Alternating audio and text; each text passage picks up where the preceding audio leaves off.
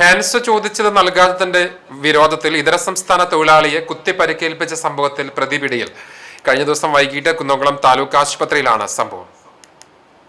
കൊൽക്കത്ത സ്വദേശിയായ 48 വയസ്സുള്ള ധനേശ്വർ ബ്രഹ്മ എന്നയാൾക്കാണ് കുത്തേറ്റത്. സംഭവത്തിൽ കുന്നംകുളം കക്കാട് ശങ്കരപുരം സ്വദേശി ബാലചന്ദ്രനാണ് പിടിയിലായത്. മറ്റൊരു രോഗിയുമായി കുന്നംകുളം താലൂക്ക് ആശുപത്രിയിലേക്ക് എത്തിയ പ്രതി ആശുപത്രിക്കുള്ളിൽ വെച്ച് ബഹളം വെച്ചതിനെ തുടർന്ന് ജീവനക്കാർ ഇദ്ദേഹത്തെ പുറത്താക്കുകയും സംഭവം പോലീസിൽ അറിയിക്കുകയും ചെയ്തു.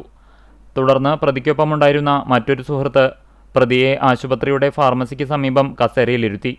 ഈ സമയത്ത് പുതിയ കെട്ടിടത്തിന്റെ നിർമ്മാണ പ്രവൃത്തികൾ നടക്കുന്ന സ്ഥലത്ത് നിന്നിരുന്ന അതിഥി തൊഴിലാളിയോട് പ്രതി ഹാൻസ് ആവശ്യപ്പെടുകയും ഇത് നൽകാത്തതിനെ തുടർന്ന് ഇരുവരും തമ്മിൽ വാക്കുതർക്കത്തിൽ ഏർപ്പെടുകയുമായിരുന്നു.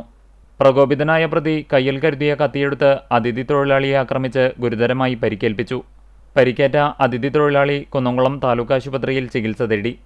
പിന്നീട് താലൂക്ക് ആശുപത്രി ആംബുലൻസ് പ്രവർത്തകർ ഇയാളെ തൃശൂർ മെഡിക്കൽ കോളേജ് ആശുപത്രിയിലേക്ക് മാറ്റി.